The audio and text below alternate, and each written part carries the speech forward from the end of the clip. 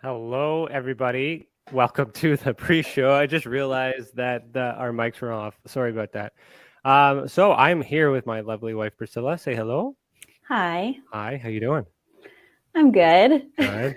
All right. So our topics tonight is paranormal experiences, ufology, and media manipulation, and specifically media manipulation. The reason why I brought that into the context is because Rich and I have been kind of talking about things like that and issues revolving around that. So I'm curious to know, Priscilla, what are your thoughts on the media and how it's used, perhaps to manipulate the masses? Well, I think it's basically only used to manipulate the masses, Okay. except for the live updates that we get on certain things that happen to people. I mean, I believe that some of that could be true, but for the most part, I think it's BS. I would have to agree for the most part. Okay, so is there any questions you think I should ask tonight, our guest? Well, I think I should have had time to think about this because that's quite a topic. But I'll get back to you. Okay. All right. Well, thank you for allowing being here with me in this new segment, part 2, that we're trying to figure out. And you look lovely as always. And thanks and hello to all the members. I see Serena out there. I see Cece. You were there, surviving because you were having a hard time, but I'm glad you're here. So everybody that is here for the show, sit back, relax, enjoy, and we'll see you in a few minutes.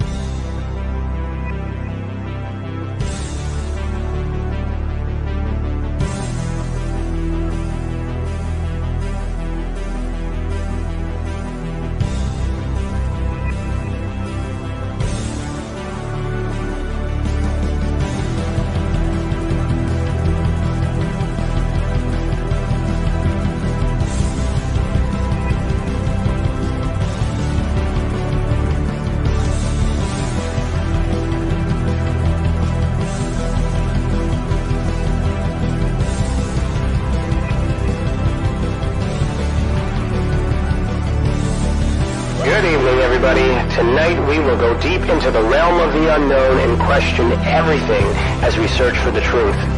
We will explore the possibility of countless phenomena within the ultraspectrum, and together we will learn that it is all connected. This podcast is brought to you by the Experiencers Support Association, and it is a live stream broadcast. If you have a question, send me a super chat or become a YouTube member. This podcast is brought to you by the Experiencers Support Association. Take a seat, relax, get ready, and welcome to Beyond the Tinfoil Hat.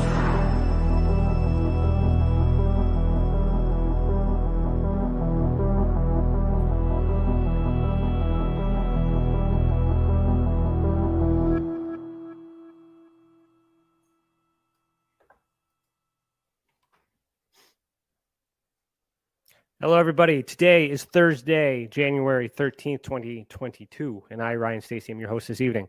I am a licensed private investigator, a citizen journalist, and the director of investigations for the Experiencers Support Association. Welcome to the channel, and thank you for joining us this evening. To super chat, just click the $ next to your name in the comment box, and if you're in the observation deck, we are in the Experiencer Hall. Go in, put your comments in the questions box, and I will, in the comment box, and I'll check that in a little bit. Our guest for season 4, episode 2, is Richard Giordano. I hope I said that right. He has been a boots on the ground UFO paranormal researcher since 2004 and a radio personality since 2006. The GUFON Channel, which means Giordano's UFO Network, is on YouTube. Richard hosts this network and broadcasts a few shows based on his personal experiences within the paranormal and many other exciting topics within ufology. It is a constantly mutating show showcasing live streams and the latest essential discoveries. It is a serious show with a slice of comedy from a host who leaves it all on the table. Rich from the sidelines observed a misidentified, possibly hoaxed event deemed credible circulate within the media. This event was essentially clickbait and generated much ad revenue for those involved. Tonight's theme is paranormal experiences, ufology, and media manipulation. So, hey, Rich, put on your tinfoil hat. How you doing this evening? It is already on. I'm doing great, man. Thanks for having me on. No worries. Thanks for being here. How was your day? Well, I woke up at 5, so been up for 3 hours. Already went on a show, and I'm doing my second one right now. Right on. And, Okay. Yeah, so it's been great, actually. That's good. Just started. Started. So we normally do an icebreaker for this, but I don't have one today. Our guy that does that is away right now. But I'm going to dive right into it. The first question I always ask is essentially, why are you the way that you are? How did you get to this? So you mentioned, why are you the way that you are? So you have experiences, Yeah. right? So did those experiences lead you to this guy sitting here? Like, walk me through that. Start from the beginning. Let us know how you got here. There's not enough time, but I'll give you the nutshell of it all. My whole life, it's always been an interest of mine since I was 6 years old. When there was in 1975, they had the blackout on the East Coast. It was huge. And there were these red UFOs. Saw it with my dad, and all the neighbors came outside. So a couple of years later, Close Encounters of the Third Kind comes out, and I'm really hooked into it now. Now I believe aliens exist. And fast forward to 2004, I was outside with my wife looking up on... So what I was saying is, it's a lifelong thing. There's so much to go over. We don't have enough time. But what got me into this was that we were outside on April 15, 2004. I bought a dog, and we went outside to walk him at 10 at night. She was looking up, as was I, and we were laying on the chaise lounges, and she goes, "Oh, what, did you see that?" And I'm like, "What?" And she goes, "Oh, a light shot off." And then as she's saying it, I said, "No, I don't." "Oh, there it is." I interrupt her kind of like that. And I go, "Yeah, I see it. So we saw a couple of objects I thought were satellites, but they did move back and forth. One did, and one just kept going. So I'm like, I don't know if satellites can stop on a dime and then slowly go back. And if they're in space, that's a great distance that they're moving. But I didn't think anything of just satellites at that time. So the next night I go out again, just out of habit. It wasn't on, to go look up. And I'm laying in the same chaise lounge by myself, and I see the light come back. Exact same time, too, which was really interesting to me because that tells me either there's some sort of secret something going on above my head, or this happens on a regular basis. So, it never happened again after that night, but I went on the internet. I looked up UFOs over Phoenix to see if anybody saw anything the night before. Nothing. I mean, it looked like satellites, but it couldn't have been the way they moved. And I got in contact with Jeff Willis, who's a real well-known sky watcher his whole life. And he says, "Oh, you need to do this. And he's giving me pointers on how to catch the UFOs during the daytime. So I borrowed my sister's camera, not having one. So I still have it. It's a Sony Hi8, which I prefer over digital. And I started looking for things. And I had LASIK surgery, so my vision was really incredible. 2015 for a good 2 years. And, now it's degraded over time. But, yeah, I just had LASIK surgery in March because that was my birthday. My wife got it for me as a gift. And I'm seeing things nobody else can see, apparently. And I started videotaping things. And then I realized, how could there be this many UFOs? This is impossible. I go my whole life, I don't see anything really, nothing significant. Why now? Is it because of the eyesight? Are people just not looking up? So I bought a lens extension, a magnification. I bought binoculars, and I started debunking myself. And then I started seeing people just accepting what I was giving them as legitimate UFOs. And that got me thinking and talking to my wife a lot. She was my ground in all this because she didn't believe in it. So I needed that. It was perfect relationship. So I'm like, all these people believe no matter what I tell them. I can give them a balloon and they'll say, great job, Rich, because they don't give a crap. And that started my dive into what goes on behind the scenes. I started going to conferences. I met Jaime Maussan, saw the most unbelievable Keystone Capers thing behind the scenes, swearing and dropping stuff. And it was so unorganized. And this guy's #1 in the world. Are you kidding me? And he accepted a UFO video that was a garbage bag. And my friend Mike gave it to him. And Jaime said, these are the best I ever seen. And it would have been if it was real. So I started the show. I had a website called CNUFOS. And the rest is history. And I started talking about what I learned over 20,000 hours of sky watching, which is a legitimate number. I know it sounds like a lot, but 14 to 12 hours a day for 4 years straight makes up for that. And that's the truth. So, you know, I think I know a lot about what's on video, but drones are making it much harder now. So everything goes and anything goes, and it's frustrating. I don't do as much sky watching. I do more video analysis and doing the show. And I also have I have the sister channel, Third Phase UFO Report from Third Phase of Moon, that I manage and put videos up there as well. So keeping active, boots on the ground, meeting people, going to locations. We broke a story a couple of years ago. It was amazing in Snowflake, Arizona, Travis Walton County.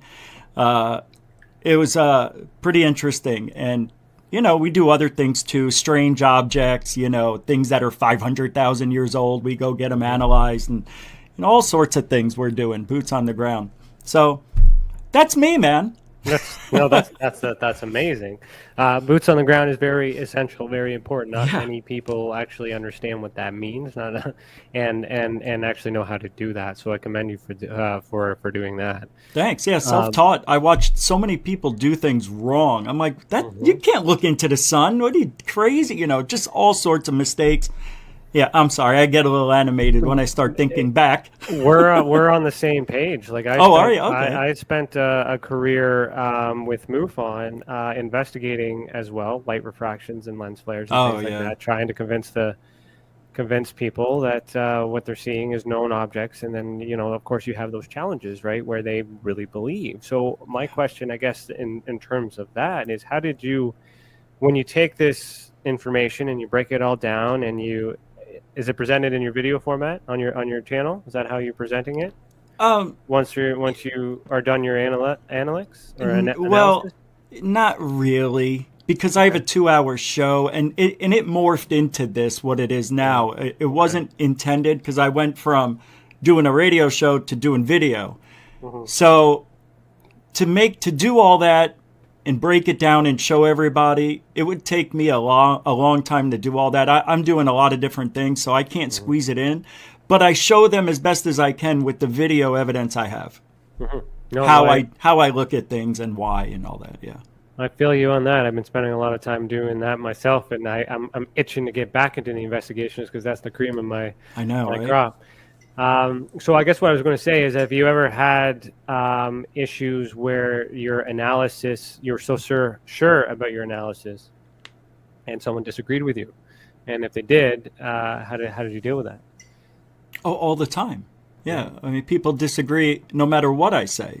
I don't know if it's because they just want to, you know, bust my chops on things and just see how I react, or if they're real serious.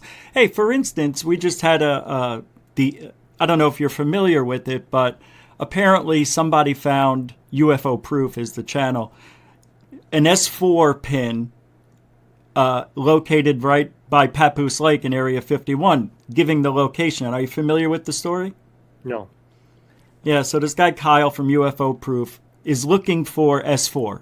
He loves Bob Lazar. He decided to search somewhere else, and he found a pin, a government pin, you know, with the 3 columns, and only a government official can put the pin there for the whole world to see.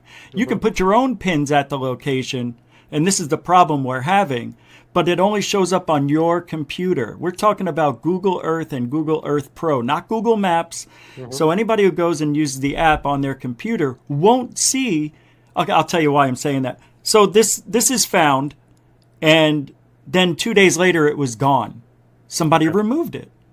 So everybody's saying, oh, Kyle faked it. He put the pin there and then took it off. No, can't do that. We put a bet out there, Third Phase of Moon did, for $10,000. Anybody who can put that government pin there and name it Third Phase of Moon Base, they would give them $10,000. And because everybody's saying it's so easy to do, they got 4 days to do it. Nobody did it. And these people still, to this day, that was on New Year's Eve, to this day, it was still arguing with me saying, no, it shows up, it shows up. I'm like, no, it doesn't. You're using maps. And the thing is with people, they don't hear. They don't listen to the evidence. I'm like, guys, it can't show up if you're using Google Earth, Google Pro. Then they said, I just did it. And I'm like, that's Google Maps, idiot. You know, it's like, God, are you not listening? And so this is a big problem that's been going on for like almost 2 weeks. So yeah, that we're dealing with it the best we can. This other channel tried to attack the guy who found it and saying he was a criminal in his past. He did this and that. Anyway, it has nothing to do with the evidence. No. So people are trying to bring it down, and Richard Doty then came on his show and said, oh, that's where all the dead aliens go, but that's not S4, it's S2. Okay. So that's where we ended it. And we're like, what just happened? So let's break that down to the evidence, because everyone's going to speculate on that. So yeah. You've seen the pin yourself as a witness? Everybody did. Yeah. Yeah. So you know it exists. So where is this pin pointing?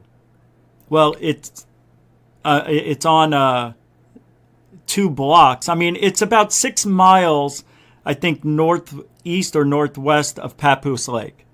Okay. There's a road that you can go right from Area 51, about 2 miles, 4 miles, whatever it is, make a left and go another 3-4 miles.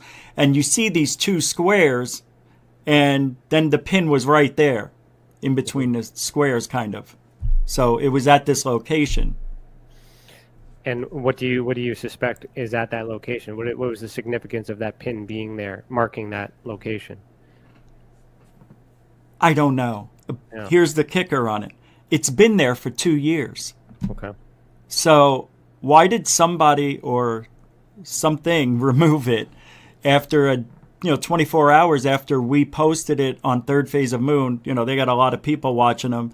And this other channel, Alien Scientist, you may know him, he told everybody to go and say it's not S4. He thinks, in the beginning, see, this is the problem. People say stuff and they don't know. Mm-hmm. And he said, oh, this is water guzzlers. They're big square things that capture water for the wild animals in the region. But this is 100 by 100, 2 what look like structures about 17 feet tall. Mm-hmm. And I lost my train of thought. So where was I going? I thinking too many things at one time. It's okay. We got time. But, right. So he's saying it's water guzzlers. Then 2 days later, he does more research because Third Phase of Moon said it's not water guzzlers. And then he came back and found out that there's a mine shaft there. Okay. And it's not on, it is on government property, but not on the BLM, I believe is what they call it. I'm not sure. But it's not on the Sirius side of it, Area 51. It is on government property. Okay. But nobody knows. But it is a mine shaft with these 2 big squares that we don't know what they are. It's like, you know how Google Earth smashes things down if they don't want you to see it. Yeah. So that's what's happened. And this information is like disinformation because people in the chat, all the people are emailing me and they're like, you guys are wrong. You guys are wrong. It's water guzzlers. We just proved it wasn't. Mm-hmm. What more? We got the land map and everything that says what it is. It's a mine and it's not water guzzlers. And just because somebody said it was water guzzlers in the beginning, everybody sticks to it. And I don't understand how people don't get it. Well, we can't make everybody happy. That's with anything. So you know what it is, and you based on your analysis of it from what you've seen. So what do you think the significance of that mine being Right. there for? Yeah. Let's talk about that. Forget whatever, because people will challenge anything. But I Sure. mean, let's hear your theory on what it really is. Well, I'll just say, of course, I can't Okay. know for sure, but what do I think it is? I think it is part of S4. I think somebody labeled it without knowing the history of that location and Bob Lazar. It could be somebody who's 25 years old who never heard of Bob Lazar because the story's older than them. And they posted that pin there. And then when Jeremy said, hey, man, everybody go there and flag it as not really S4, then it was removed. And it hasn't been put back yet. I don't know what it is. I don't believe Richard Doty, of course. He's a professional counterintelligence liar, MIB guy. Yeah. So there's what I'm hearing there is influence. Somebody. So by Jeremy, do you mean like Corbell? Is that what you mean? No. It was Jeremy from Alien Scientist Channel. Okay. All right. Yeah. Because if someone's telling what I'm hearing is something happened and everyone is talking about it, so it blew up, and then somebody told a bunch of people to go and get rid of it. So are the same people that told the people to get rid of it or flag it or so it would be get rid of, is it possible that that's the same people that might have put it there in the first place? No way. It's been there for 2 years.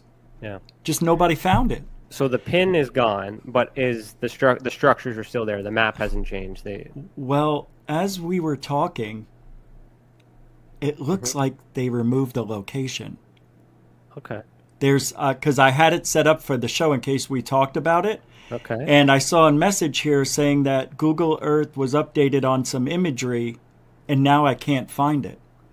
Interesting. So the location, I think, is gone. I'll double check. But yeah, we can share your screen if you got it open. We can dive into that if you want. Yeah, because I researched. Oh, I found it. I found it. Yeah. Do you want to share the screen? You want to? Sure. Yeah, I know how to do that. Yeah. Okay. I'll share it. There we go. In 3, 2. Oh, right. Do I have to? There might be an echo. I'll mute myself, I guess. Well, only if we talk. So I'll just show it to you. Okay, sounds good. I'll just throw her in there. Do you hear me echoing? I just muted it. That's all. Okay, so this is it. Yeah, this is the location. It doesn't say S4. I'm on Google Earth, and the pin was somewhere in here. And this is the mine right here. This is it. But what are these? There's lines on here, and I didn't pull it up for you, but if you ever look at the Bob Lazar photograph that he had, when he said what it was, there are all these lines, this grid that were in front of the hangar doors that he said were into the mountain. This is an interesting location, but, if you go back out, I'll show you. It's not that far. There's Papoose Lake up here and Area 51 right here. So, yeah, you take this road here, and it goes past, this airport. But all those roads are just how you get to it on land. So where would you speculate if this is a mine that does go underground? I guess it could connect directly to. Well, S4 is very big. S4, according to some, whistleblowers and whatnot, if you believe them, when they built S4, it's so big that they had to compensate for the curvature of the Earth. So whatever is underground is huge. Mm-hmm. That's why this could be what Richard Doty said. Maybe that's why they removed the pin, because it wasn't S4. It said S4 Research Facility is what it actually said. And then there was another pin next to it that said S4. But if it is S2, maybe that's why they removed it, because it really isn't S4. Maybe they're going to put it back. I don't know, but... So this pin, in terms of pins, was this a manual pin that, when you say they, or was this something that was automatically put in by Google Maps or Google Earth? It's Google Maps, just like this. I'll show you. Yeah. It looks like... I got to find the pin to this. I don't know where that is. So it's not one that you manually enter yourself. It was done by the one. It has to be, yeah, it has to be done by 2 people for government locations on Google Earth. Okay. So it has to be verified by another person. Here, There you go. let's see if this pulls it up. This is Homey Airport. See, that's not even the pin. That's not what it looked like. Okay. It had, I can pull up a picture I have somewhere. Hold on, I can do that for a second. I'm pretty sure I got this saved in here. So downloads. All right, here we go. Yep, I got it. I got it. I think this is it. I'm not sure. Shoot, I can't. Hold on, let me make it bigger so I can see it.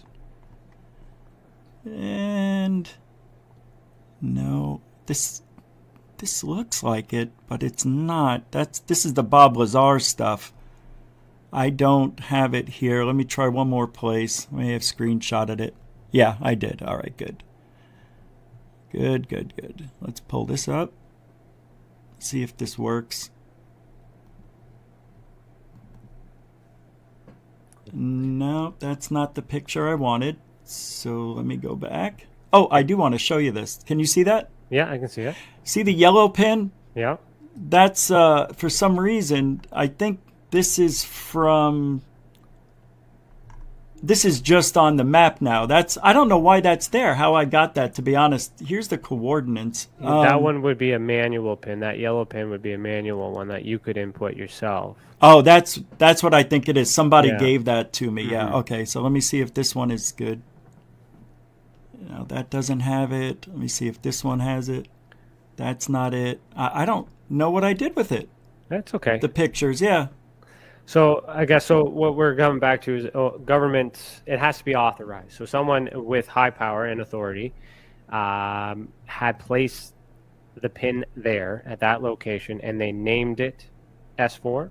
S4 Research Facility, and then there was another pin right next to it that said S4. So then a bunch of people that are on YouTube channels that, and I mean no offense when I say this, that carry less weight than those of the government, told the government that pin is wrong, and the government listened to that.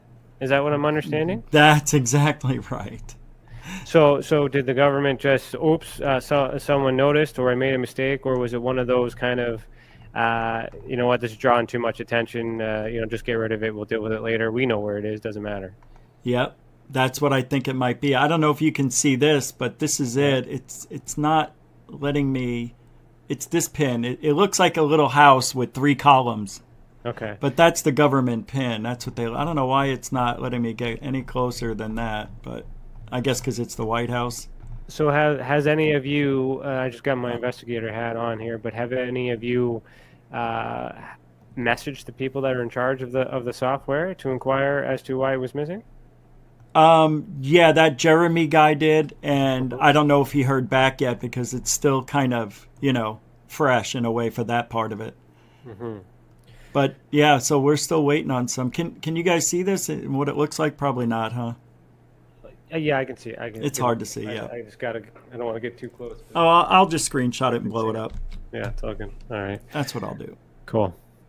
Yeah, so that on its own is interesting. So, and what's concerning about it is obviously the proximity to Area 51 and S4 and all that other there stuff. It is. Yeah, okay. So that was there. You've seen that, witness. Yeah. You're the witness to that. So I'm not going to talk you out of that. Everybody was. Everyone's pretty convinced that was there. So, so that's the government pin right there. That's what they look like. Yep. You and I can't put that there. Right, because and that was what was there, and then people complained that it was inaccurate location. Right. So how did the people know that was inaccurate? Nobody knew. They guessed. That's why it got That's why everybody got angry because. Then why would the government listen? They would know. They put it there. I know. It's very strange. That's the whole thing. Strange. I'm just I'm playing both sides here. I'm trying to understand the people. I'm trying to understand the government. It just doesn't make sense. Yeah, I hear you. Okay. But anyway, that's that. Okay. Well, that's strange. That's odd. And And that's media manipulation, I guess. That's kind of what we can kind of segue into. It is. Is to, do you know of another example of something like that happening on Google Earth, Google Maps? No. I've never seen a pin be removed a day after people were told to go flag it, you know?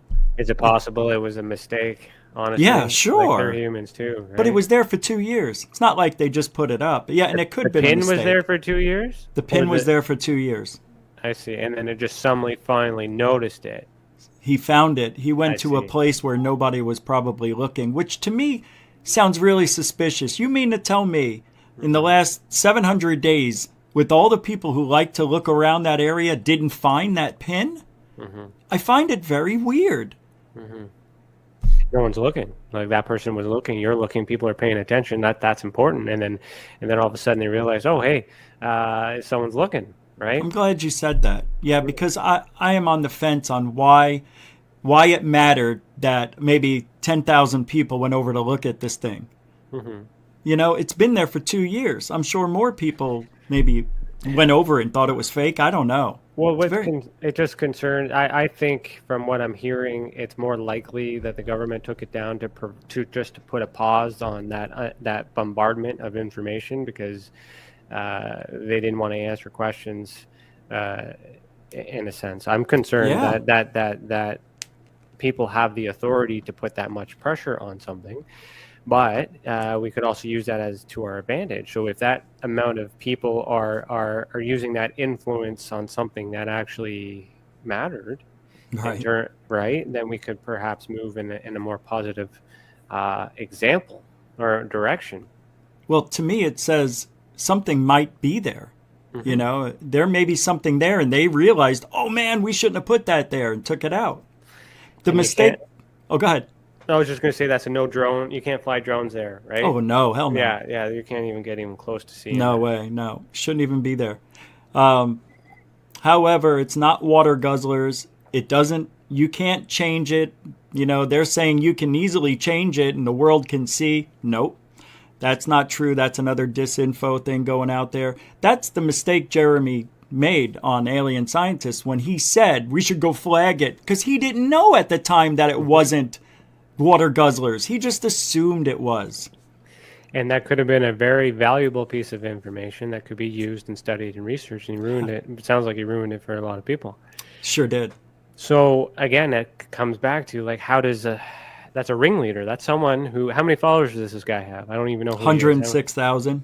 Okay, and then 106,000 people blindly follow. Let's just assume majority of them had followed his direction. And that was the result of that. Can you imagine? Yeah. And what else does this guy tell other people to do with his influence? Well, you know, I'm friends with the guy. I know I watch his show. He's really a good guy. I think he just got a little bit ahead of himself because he wanted to be the first person to debunk it, and he doesn't like the Bob Lazar story, so he can't believe it. You know what I mean? But now he's like, oh my God, I made a mistake. He apologized. It was cool. But still, people still think it's water guzzlers, even after we put the evidence out. He put the evidence out that it's not. What if it is, though? It is. How do you know, though? Well, we don't know. You're right. Know, right? So it could be.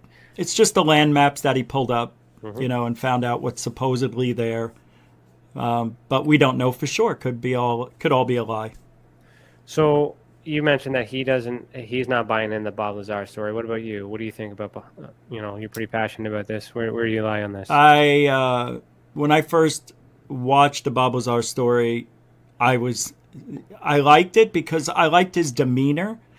I liked the way he spoke. But then I thought, well, it's almost too perfect, this guy. You know, why would they hire a guy who's a recluse pretty much, even though he's not, but was presented as somebody who owned a brothel and his wife committed suicide when he was dating this other girl and all this stuff, and, you know, weird happenings around him building these cars that are really illegal and driving around town. You know, at 20, 21 years old, whatever, how old he was, I think that was really strange of them to do that. I think he was... Seriously, this is exactly what I think happened. He was a test subject.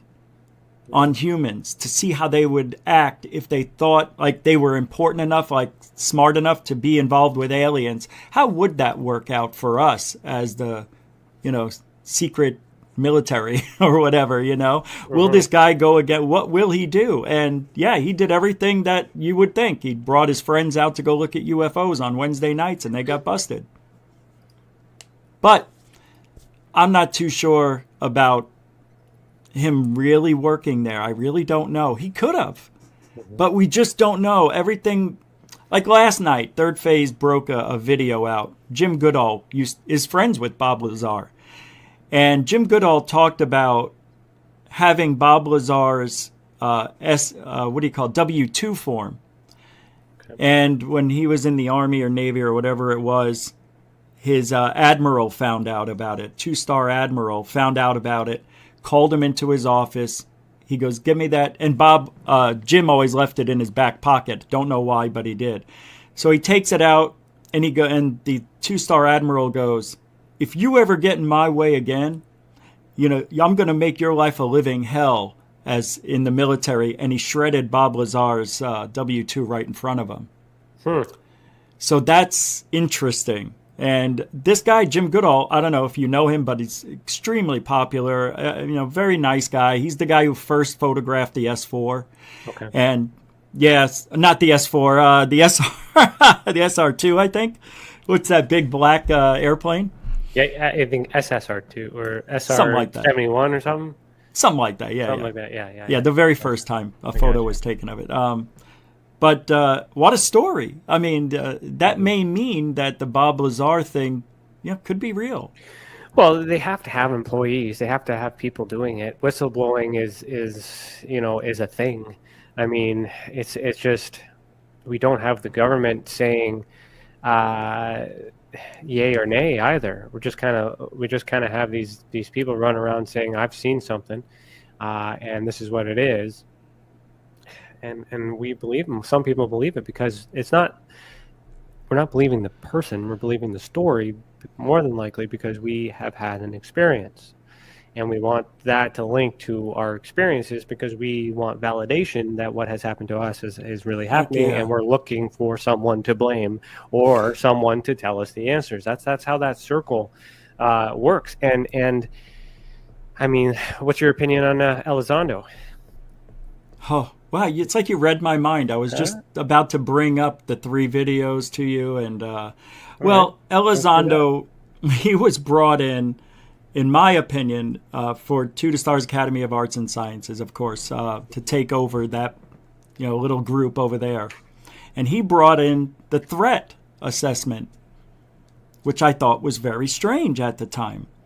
And then these videos that he put out, which are, in my opinion, they're awful. FLIR videos, come on, man. Go Fast, the gimbal, and the Tic Tac. We don't know what those are. And Mick West has been debunking I think he debunked all 3, and I did too, I think, in my opinion. But Lou says that they're a threat, because they are showing up in our secured airspace. Right? In 2004, they talk about the Nimitz, and they were watching us for weeks out off, in the distance. And Kevin Day, the radar operator, and I think it was Cahill too was there, and Fravor and his story. Mm-hmm. Fravor was the pilot. Well, you know what? We never saw any video of anything they said. There's supposedly a 23-minute video out there of all of this. But if you think about it from my point of view, like somebody who doesn't believe what they're saying, I think that whole story could be made up. They only have 4 players. You can make up and they didn't bring them all in at the same time. They staggered them in 4 to 6 months apart to add to the story. So a little tidbit here. Well, I worked with MUFON National as the field investigator trainer. During the time that was happening, the 3rd video hadn't been released yet, and MUFON brokered a deal with 2 to Stars Academy in order to have that video displayed for the first time at the expo, at their symposium, before it went to the public. Whoa. So there is money involved in those videos, at least for that particular time, for that one particular video. I seen the video before the video went out. Okay. And it didn't look like the videos that we see today because it didn't have the watermarks, it didn't have the branding, it didn't have any of that. Really? And to me, at that time, it didn't look grainy. It looked a little bit clearer that you could identify it. And I thought it was a blimp, but I couldn't have access to the actual file to do any work on it. It was just a visual. Yeah. And other people in the room, like Chase Kletzky and all that other stuff, well, personal room, and all that stuff are moved on. So that's my experience around that. Wow. And then when we see it, it's it's different. And I'm like, why is it different? Why is it covered? So we're asking up all those questions. And that didn't make sense to me at that time. So are you saying the overlays aren't real? Well, they were made up? Well, what I'm saying is the two, it didn't have the two stars. Oh, just the advertising logo. The advertising logo. But the HUD display was up. The HUD, that was there. Sorry, that would be different. That would be totally different. Different. Sorry if I made it sound like that. I didn't mean it like that. I had to ask. Yeah, no, it's good. So what I was saying is, in that moment, I can guarantee, at least for that video, that it was the release of it was hesitant or paused long enough for them to sell tickets for this expo, so that way they would show up and be able there to present it there. So there was an exchange of money for the To the Stars Academy for that video, and then everything. And then if you go, you can fact check this too by checking the date of the symposium and then the date that the video was released, and there's that time frame. That's amazing. So what does that mean? That means money. That means motive. And if there's only 4 people, what do they all have in common? Well, that's money. And what do they have to gain now? Well, Lou's writing a book. And what better way to sell said book if you don't have people convinced to buy it? I have a book, and I mean, I'm not a millionaire because I'm not going around marketing selling it, but but he's got that campaign ahead of time. So that's where I'm at with that. So is it true? It could still be. But in terms of Lou's part in this, like he was. I mean, I get like he's done. Like he's did his part. Thank you for your service and help for getting it to this point. But let's move on to the next thing. Because you asked me what I thought about him. Well, I think he's a disinfo guy. I don't everything, and I'm not the only one who says this. A lot of people say this guy talks in circles. And he's talking for an hour and he didn't say anything. And I'm like, wow, I say that every time the guy speaks too. So it must be real. You like to get that, verification from people you don't know. But everyone's listening to him. Why? Yeah, I know. It's wild. It's like Stephen Greer. Even though the guy has the CE5 thing, people, want to hear what he has to say. I mean, it's the message though. So even if Lou, to his defense, even if because we can't prove or disprove, his message has always been humbling, saying like, thank you to the people and thank you for you guys for doing this. Like he's really catering to the experiencers, to the people, and we need that. There's nothing, we need more of that. I do that, so to represent at that lower level, I guess it's like it's humbling. Well, so you're saying, and I'll tell you why I'm bringing this up, why I'm asking. So you think Lou Elizondo, when he talks to people like who have very little subscribers, you think that's a great thing he's doing? Is that what you're saying? Well, what I'm saying is he acknowledges that people coming forward and sharing their experiences are important.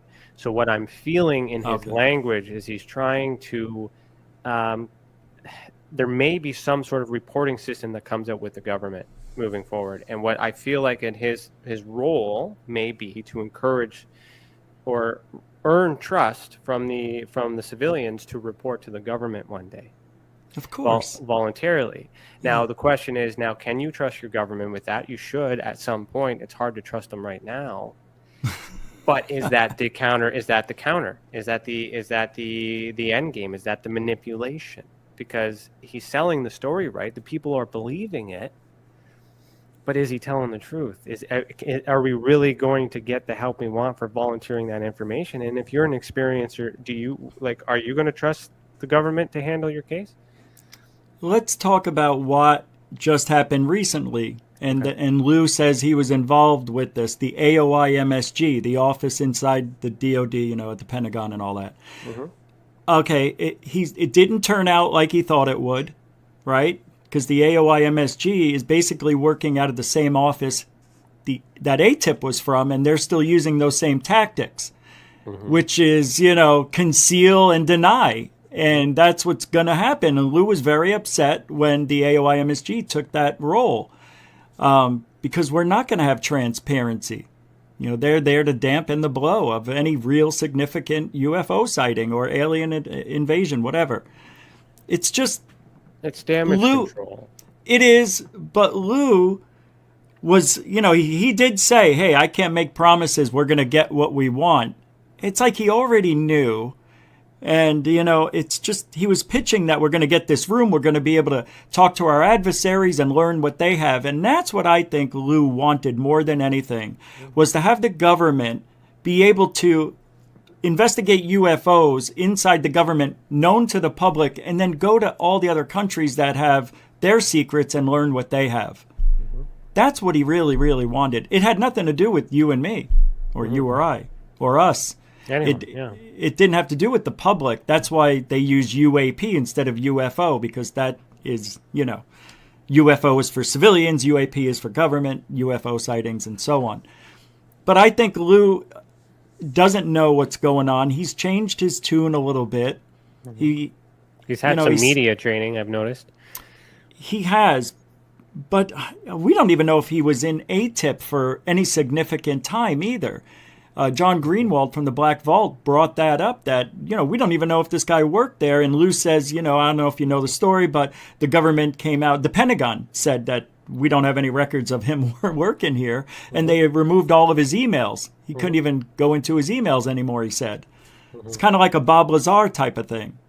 It seems to be the pattern or copycat, the marketing plan. Right. That's what I think it might be, yeah. It makes him look more important. Like, oh my God, they're going to shut him out? I mean... But it's still also possible. Of course. And that's the hard part, because we believe. So, and we want those answers. And he's the guy that seems to be the one who has them, allegedly. No, I don't think so at all. I don't think this guy knows anything. I'll be honest, I don't. I don't think, and that it's because of the 3 videos he brought forward are no better than what Jeremy Corbell brought forward. They're nothing. Well, yeah, it's a joke. Well, they're laughing at us. It's part of it. Yeah, no, I get it. I'm with you. I mean, it's from the experiencer element, I guess it's the best we got. At least we got something, and at least we're talking about it. What's the best we've got? We're still in the same situation we've been in. Nothing's changed. Do you really think that if they find anything significant, they're going to tell us? No. Yeah, so we're in the same spot we were. Yeah, we are talking about it, but we're talking about nothing new. No, I hear you with that. So that's why I'm starting to see this. I'm expecting it to be more of a damage control kind of like, okay, so somehow, let's talk about the because we got 10 minutes before we do our first. That was fast. Our break. Yeah, we got in this real quick. So let's talk about the fact that someone had videotaped something or had access to information that is classified and allegedly unclassified to release to civilian, all that other stuff. But let's just imagine that he wasn't supposed to do that, and that was a breach of data. And then the government, who is his employer, had just realized that somehow this information wasn't protected, and it got out, and this is what happened to it. And now we have to do all these things because we don't want to tell them what it really is, and it might be easier to suggest that we don't know what it is and ride this UFO kind of thing, because we'll be able to bury that, and that will distract them from us actually telling them what it really is.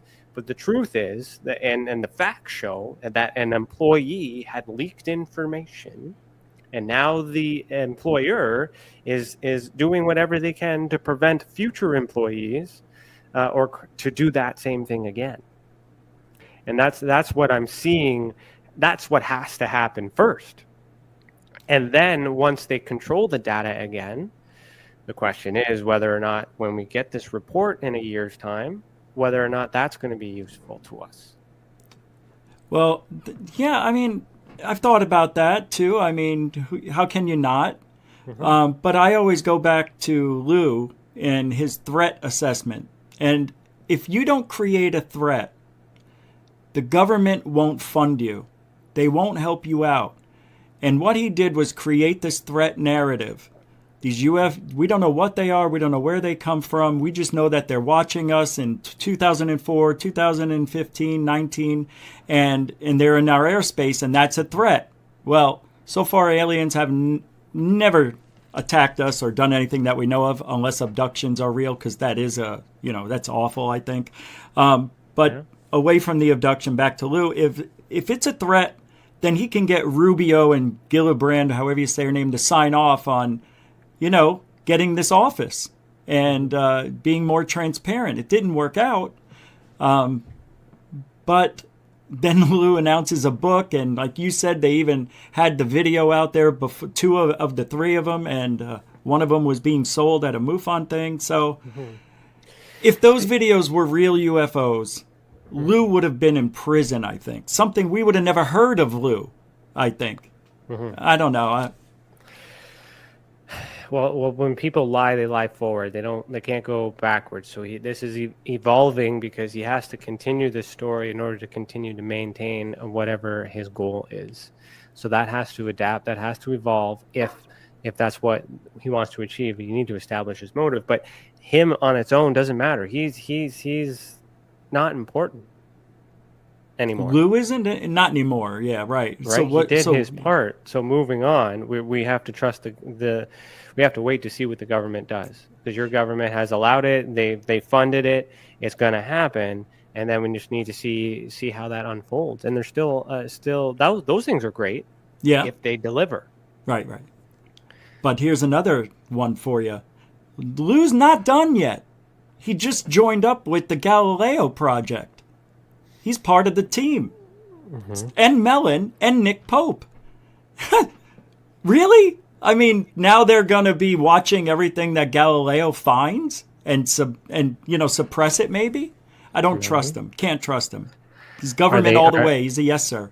Yeah, no. Exactly. Yes, man. You got to follow the money too, right? Well, yeah, of course. So here's a theory. Lou has patents. He's very intelligent. Yep. He's an engineer. He knows how to build machines like that. What if this is something he's invented and he's just marketing it? Videotaping something he's created, and they stole his technology and he's mad. Wait, you're talking about the 3 videos? Well, I'm just saying, he has patents out, right? Yeah. Yeah, and so he has the ability to create and engineer machines. So what if, this is just things that I've heard, it's not mine, it's just things I've heard, but what if, alternative thinking, is if he was the creator of these and they stole it from him and he's not financially profiting from it. So this is just a whole kind of thing to, expose that he's the owner of it, but he doesn't want to expose that he's the owner of it, because then everything else he just lied about will come out. And the reason why I'm saying that is because I've done some fact checking on that. I've done some background checks on him. I've done some financial research, we'll say, and there's a lot of motive around that, a lot of business things around a deficit. So there is a need to get more. Whether or not that's his method or reason to do that, that's up to him. That's a personal thing. Yeah. And he would have to be here obviously to speak to that, but that's just an alternative thought. Yeah. He is a human being. I don't know. That's just my thought. It's a good one, man. I never thought of that. That's really interesting. Yeah. I think outside the box. What's that? I just think outside the box and think, the human. You gotta forget he's human. Don't forget he's a human being too. And how do humans act when they're wrong, right? Or wronged, or True. right. And that there's a lot of circumstantial evidence that would support that. Man, Okay. so yeah, that's wild, man. That's good. It's good stuff. I mean, I don't hate him. I don't have issues with him. It's just I've seen enough of him, and it's not changing. It's not new, and I really hope that with his book, that he is providing something that we could use, or not talking about it. There's. Why couldn't he have talked about what's in that book? He had all these years to talk about. Well, because he wants you to buy it. I know, but that bothers me. But he's got. So if you look at his financial records, okay, he's well off. Is he? If you would like to see his house, I can show you his house.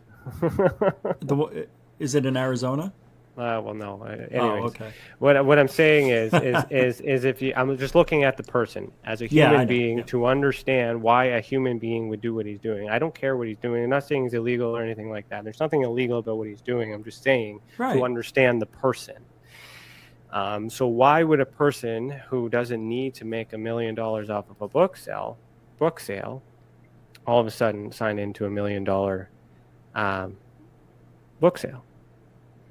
That's interesting, because I had the impression that he was living out of some sort of van that traveled around the U.S. I mean, there were so many different stories going around. I never heard that he was well off. Well, he wouldn't talk about it. Yeah, I know, but I never even seen it as a thing. Nobody's ever talked about it, not even in my circle. Well, they wouldn't. This is just things in my circle on how I'm looking at it. Oh, well, you are a private investigator, I guess. Correct. So you know some things I don't. So I do have access to information the public do not have, and I do not, and I'm unable to divulge or reveal that unless there's criminal activity. So there's no criminal activity, so therefore I'm speculating on things I know. But that doesn't mean he's a bad person. I'm just taking that information to give you a different thought about it, to be like, And what I wanted to get into, which we'll do on the second half, is just use that as an example, because there's lots of people that do that, that aren't on TV. Nick Pope, as an example, he's got a marketing campaign. Everybody's got a marketing campaign. They're all trying to at least get their expenses paid. But is that wrong? It depends. Where's the ethics? Yeah, that's going to take some time to get into. Mm-hmm. The ethics are only if you're telling the truth. But how do you know? And the witnesses don't know. The experiencers don't know, and they believe because they want to know what happened to them for real. They want to know why they're seeing these things or experiencing these things. And the problem with getting a yes from the government, by them saying yes to UFOs, that means they'd have to say yes to ghosts, yes to to alien abductions. They have to say yes to everything. There's a lot. So it makes a lot of sense for them, and it's easier for them to cover it up, because if they say yes to one, they got to say yes to all. So we'll leave it there, and we'll be back after a quick commercial break, and then I'm going to ask you about GUFON. I want to get into that because I have some questions about that. Why not? All right, we'll be back after a quick commercial break. It's your business. It's your property. Your assets are